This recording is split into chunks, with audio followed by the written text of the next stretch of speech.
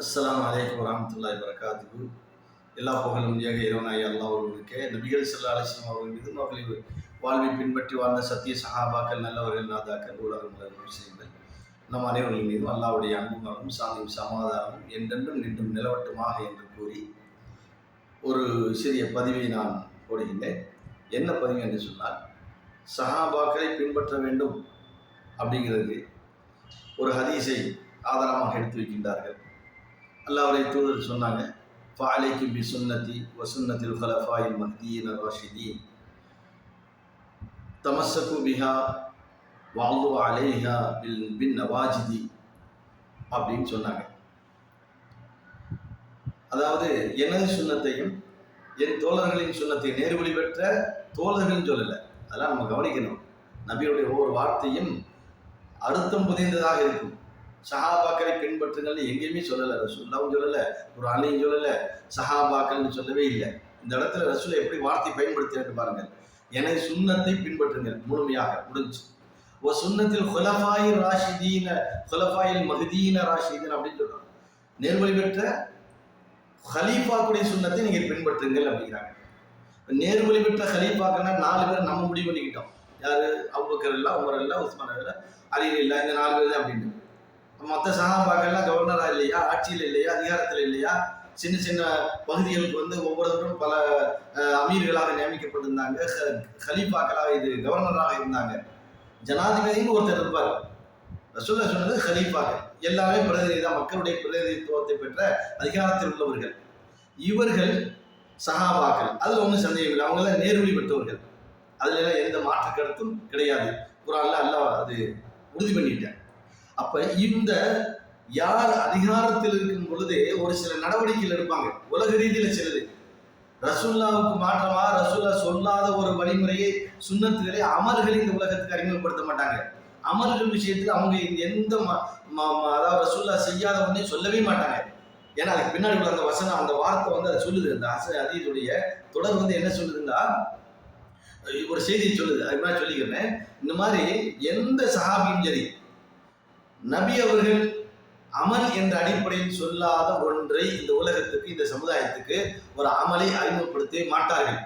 அப்படி அறிமுகப்படுத்தப்பட்டதாக ஒரு செய்தி உங்களுக்கு வந்துச்சுனால், ஹதீஸ்ல வருது, இந்த மாதிரி ஒரு சஹாபி இப்படி செய்தார் என்றது அமல், மறுமை சம்பந்தப்பட்ட அமல். இந்த அமல் ஹதீஸ் இருந்தாலும் அந்த அமலை நீங்க கொஞ்சம் ஆய்வு பண்ணி பார்த்தீங்கன்னா அந்த ஹதீஸ்ல பலகீனம் இருக்கும். உதாரணம் உமர் அல்லாவுடைய காலத்துல அந்த 20 ரக்காத் தொழு வச்சான்னு அந்த ஹதீஸை திருமதி இமாம் என்ன செய்றாரு, நிறைய ஹதீஸ் பதிவு பண்றாங்க. 20 ரக்காத்து, 30, 20, 28, 30, 40 தொழு வச்சாலும் அந்த ஹதீஸ் வருது. எல்லா ஹதீஸையும் பலகீனம் சொல்லிடுறாங்க. காரணம் என்னன்னா, அவங்களுக்கு தெரியும், மன் அமில அமலன் லைஸ அலைஹி அம்ருனா ஃபஹுவ ரத்துன். ரசூலுல்லாஹ் சொல்லாத, செய்யாத, அங்கீகரிக்காத ஒரு அமலை இந்த உலகத்துக்கு நாம செய்தால் அது ரத்து, மறுக்கப்படும். மன் அஹ்தஸ ஃபீ அம்ரினா ஹாதா, நம்முடைய இந்த மார்க்கத்தில் ஏதாவது புதிதான ஒரு அமலை அறிமுகப்படுத்தினால், அமல் மறுமைக்கு உண்டான அந்த அமல்களை ஒருத்தர் அறிமுகப்படுத்தினால் அது என்ன ஆகும்? ஃபஹுவ ரத்துன், அது மறுக்கப்படும். இன்ன அஸ்தகல் கலாம் கலாமுல்லாஹ் வ கைருல் ஹதீ முஹம்மது ஸல்லல்லாஹு அலைஹி வஸல்லம் வ ஷர்ருல் உமூரி முஹதஸாத்துஹா வ குல்லு முஹதஸத்தின் பித்ஆ வ குல்லு பித்ஆத்தின் ضلالة வ குல்லு ضلالة ஃபின் நார். இந்த ஹதீஸ் ரசூலுல்லாஹ் சொல்லாத ஒரு செயலை எப்படி சஹாபாக்கள் துணிச்சலுடன் செய்வார்கள்? அந்த துணிச்சல் எந்த சஹாபியுமே கிடையாது, அது செய்யவே மாட்டார்கள். அப்படி செய்ததாக ஒரு செய்தி எங்காவது இருந்தால், ஹதீஸ்ல இருந்தா அந்த ஹதீஸ் நீங்க எடுத்து நல்லா ஆய்வு பண்ணி பாருங்க, அது பலகீனமான செய்தியாகத்தான் இருக்கும். நம்ம நிறைய ஹதீஸ் அது மாதிரி பார்த்துட்டோம், எல்லாம் பலகீனமாக தான் இருக்கும். ஏன்னா அந்த துணிச்சல் சஹாபாக்கள் கிடையாது. ரசூலுல்லாஹ் எதை சொன்னார்களோ அதை மட்டும் தான் அவங்க செய்வாங்க. அலில் அவங்களுக்கும் முஆவியா அவங்களுக்கும் பெரும் பிரச்சனை ஏற்பட்டது. அந்த பிரச்சனையில கூட அலில்லாவை சந்திப்பதற்கான இப்னு அப்பாஸும் அபூ மூஸா அஷ்அரி போய் சந்திக்க போறாங்க. யாரா? முஆவியாவை. எதிர் தரப்புல இருக்கிறாங்க. அப்படி எதிரிய அவங்க எதிர்பார்த்தா பார்த்தோம்னா எதிரி தான் அவங்க. ஆனாலும் அவரை சந்தித்து பேச்சுவார்த்தை நடத்துவதற்காண்டி அலில்லா அனுப்பிச்சு வைக்கிறாங்க, போய் பேச போறாங்க. அப்ப முஆவியா என்ன செய்யறாங்க? வித்து திரும்ப ஒரு ரக்காத் தொழுறாங்க. இப்போ அபூ மூஸா அஷ்அரி இப்னு அப்பாஸ் கேட்கிறாங்க, என்ன இவர் ஒரு ரக்காத் தொழுகிறாரு அப்படின்னு. அப்ப இப்னு அப்பாஸ் சொல்றாங்க, முஆவியா ரசூலுல்லாஹ்வுடைய காலத்தில் வாழ்ந்தவர், அவர் சொல்லாத ஒரு செயலை செய்ய மாட்டார். நபி அவர்கள் சொல்லாத ஒரு அமலை யார் செய்ய மாட்டார்? இப்னு முஆவியா செய்ய மாட்டார். அதை சஹாபாக்கள் ஒரு சஹாபி இன்னொரு சஹாபி புரிந்து கொண்டது. அவங்களுக்குள் மார்க்கத்தில் எந்த கருத்து வேறுபாடும் முரண்பாடும் வந்ததில்லை. ரசூலுல்லாஹ் என்ன சொல்லியிருக்காங்க அதை அவங்க செய்வாங்க. சரி, அப்படியே சஹாபாக்கள் வாழும் காலத்தில் ஒரு சில நிகழ்ச்சிகள் நடந்திருக்குது முரண்பாடு. அப்படியெல்லாம் உடனே என்ன செய்வாங்க, ரசூலுல்லாஹ் போய் கேட்பாங்க, இது இந்த மாதிரி இவர் இந்த செஞ்சாரு, இவர் இந்த மாதிரி செஞ்சாரு அப்படின்னா ரசூலுல்லாஹ் தீர்வு சொல்லிடுவாங்க. அதனால அங்கேயே எல்லாமே முடிஞ்சிருச்சு. ரசூலுல்லாஹ் வாழும் காலத்திலேயே அவங்களுக்குள்ள கருத்து வேறுபாடு ஏற்பட்டது, அதை உடனே போய் அவங்க போய் சொல்றது முடிஞ்சிருச்சு. அடுத்து கருத்து வேறுபாடுகள் ஏற்பட்டது எல்லாமே அவங்களுக்கு தெரிந்த அந்த ஹதீஸில் வைத்து அவங்க என்ன செய்வாங்க, கருத்துக்களை சொல்வார்கள். அதை அந்த அடிப்படையில் அமல் செய்வார்களே தவிர ரசூலுல்லாஹ் சொல்லாத ஒரு அமலை இந்த சமுதாயத்துக்கு எந்த ஒரு சஹாபியும் அறிமுகப்படுத்தவே இல்லை. ஆகையினால் அமல் விஷயத்தில் மறுமையின் நன்மை தரக்கூடிய அந்த அமல்கள் இருக்குல்ல, அம்மாக்காரி மூமி வல மூமினத்தின் இதா ஸல்லல்லாஹு அலைஹி வஸல்லம் அம்ரன் அன் யகுல் லஹுல் ஹியரத்து மின் அம்ரிஹிம் வ மன் யஅஸில்லாஹ வ ரசூலஹு ஃபக்கத் ضل ضلالا முபீனா. எவ்வளவு பெரிய வசனம்! இந்த வசனத்துல நல்ல பயங்கரமா எச்சரிக்கிறாங்க. இதெல்லாம் அந்த சஹாபாக்கள் ரசூலுல்லாஹ் சொல்லாத ஒரு அமலை உலகத்துக்கு அறிமுகப்படுத்துவாங்களா? மார்க்க விஷயத்தில் அவங்க என்ன செய்ய மாட்டாங்க, நடைமுறையில் அரசியல் சம்பந்தமாக மக்களுக்கு எதை நன்மைகள் செய்ய வேண்டும். ஏன்னா அந்த அந்த பதவியில் அவங்க உட்கார்ந்து இருக்கிறாங்க. அப்போ உட்கார்ந்துருக்கும் போது சில நன்மைகள் அவங்களுக்கு மக்களுக்கு அறிமுகப்படுத்தணும், மக்களுக்கு செய்ய வேண்டியது இருக்கும். நன்மை என்றால் உலக ரீதியில மக்களுக்கு ஒரு உதாரணம் சொல்றதா இருந்தால், ஒரு விவசாயம் செய்யறாங்க, அந்த விவசாயிகளுக்கு என்ன செய்யலாம், அந்த விவசாயிகள் வளர்ச்சிக்கு என்ன செய்யலாம், ஒரு நாட்டை நம்ம வளப்படுத்துறதுக்கு என்ன செய்யலாம், இந்த மக்களுக்கு என்ன உதவிகள் செய்யலாம், பாதிக்கப்பட்ட மக்கள் நிறைய இருப்பாங்க, அந்த வறுமையில் இருப்பாங்க, அந்த மக்களுக்கு நம்ம என்ன நம்மளால் முடிந்த உதவிகள் செய்யறது, இந்த மாதிரியான அரசியல் சம்பந்தமாக நற்செயல்களை அவர்கள் செய்வார்கள். ஏன்னா அது நிச்சயமாக எந்த ஒரு சஹாபியும் துரோகம் செய்ய மாட்டார்கள் மக்களுக்கு. ஏன்னா அவங்க சஹாபி, அவங்க சொர்க்கவாதி, அவங்க இறையச்சம் உள்ளவர்கள், அல்லாஹ்வால் வர்ணிக்கப்பட்டவர்கள், இறையச்சம் உள்ளவர்கள் என்று சொல்லப்பட்டவர்கள், அவர்கள் எல்லாம் நேர்வழி பெற்றவர்கள் என்று சொல்லப்பட்டவர்கள்.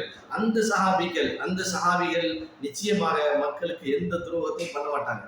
அப்ப அவங்க அந்த அரசியல் ரீதியில் செய்யக்கூடிய சில வழிமுறைகள்ல அலைக்கும் பி சுன்னத்தி வ சுன்னத்தி குலஃபாய் ராஷிதீன், அவருடைய அந்த ஆட்சியில் இருக்கக்கூடிய காலங்களில் மக்களுக்கு என்னென்ன தொண்டுகள் செய்தார்களோ, என்னென்ன நன்மைகள் செய்தார்களோ, அந்த சுன்னத்தை நீங்க பின்பற்றுங்க அப்படிங்கிறாங்க. அதையும் நீங்கள் என்ன செய்யுங்க, பின்பற்றுங்கள். ஏன்னா அந்த சஹாபியில் துரோகம், எந்த மக்களுக்கும் லஞ்சம் வாங்க மாட்டாங்க, எந்த மக்களுடைய சொத்தை அபகரித்து தன்னுடைய சொத்தாக ஆக்கி கொள்ள மாட்டாங்க, எந்த ஒரு மனிதருக்கும் அநீதமான முறையில் தீர்ப்பு சொல்ல மாட்டாங்க. இப்போ இதெல்லாம் ஏனென்றால் அவங்க நேர்வழி பெற்றவர்கள், சொர்க்கவாதிகள் அல்லாஹ் சொல்லிட்டேன். வக்கான ஹத்தன் அலைஹா, அதாவது கலிமத்துல்லா வால்சமல்லாஹு வால்சமஹும் கலிமத்த தக்வா வால்சமஹும் கலிமத்த தக்வா வக்கான அஹத்த பிஹா வ அஹ்லஹான்னு சொல்றாங்க. தக்வாவுக்கு உரியவர்கள், அந்த தக்வாவுடைய உள்ளத்தில் நாம தான் போட்டு இருக்கின்றோம், அதற்கு தகுதி வாய்ந்தவர்கள் என்று அல்லாஹ் என்ன செய்யற அவங்களை வர்ணிக்கிறார். ஆகையால் அந்த இறையச்சம் உள்ளவர்கள் நிச்சயமாக மனிதர்களுக்கு துரோகம் செய்ய மாட்டார்கள், ஆட்சியில் இருக்கும் பொழுது யாருக்கும் இடைஞ்சல் செய்ய மாட்டார்கள். அந்த அடிப்படையில் அந்த சுன்னத்தை நீங்கள் பின்பற்றுங்கள் சொன்னாங்க தவிர அவங்க மார்க்க குர்ஆனையும் ஹதீஸையும் ரசூலுல்லாஹ் சொல்லாத ஒரு சுன்னத்தை இந்த உலகத்துக்கு அறிமுகப்படுத்தி இந்த சமுதாயத்துக்கு சொல்லி அந்த சுன்னத்தை நம்ம பின்பற்றணும் என்று ஹதீஸில் சொல்லியிருக்காங்களா? அதுதான் இந்த மாதிரி நீங்க புரிஞ்சுக்குவீங்க.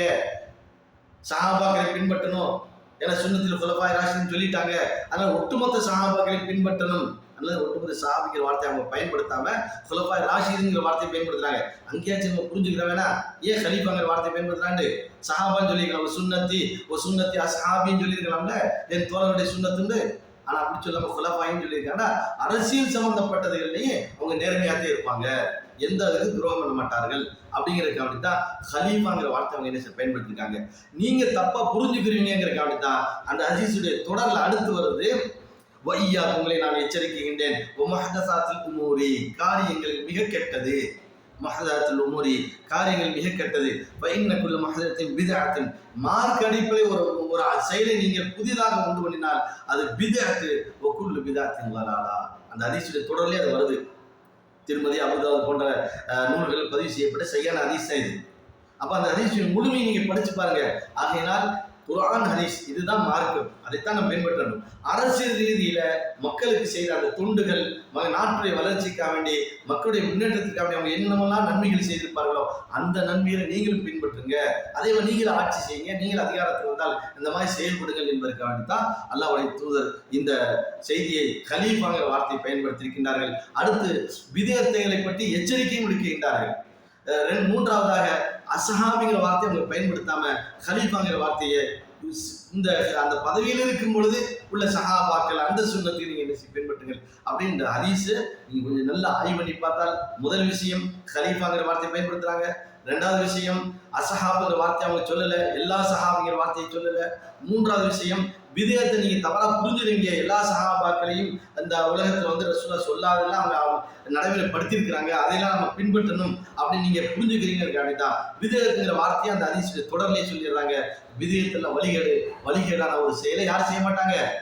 சஹாபாக்கள் செய்ய மாட்டார்கள் என்பதை இந்த ஹதீஸை தெளிவா படிச்சு பார்த்துட்டு தெளிவான விளக்கங்களை சொல்லுங்க. மக்களை போட்டு குழப்பாதீர்கள். ஷதீத் இந்த ஹதீஸை படிக்காம படிச்சுட்டு ஒழுங்கா தெளிவா நல்லா படிச்சு மக்களுக்கு சொல்லுங்க. உங்க குரலை உயர்த்தி குரலை தாழ்த்தி பேசுறோன்னா உண்மை என்ன பொய் வந்து என்ன செய்யறாது, உண்மையாக மாறிடாது அப்படிங்கிறது நான் இந்த பதிவு மூலியமாக சொல்லிக் கொள்கிறேன். அல்லாஹ் நம் அனைவருக்கும் தெளிவான சிந்தனைகளை வழங்குவானாக. வாஹித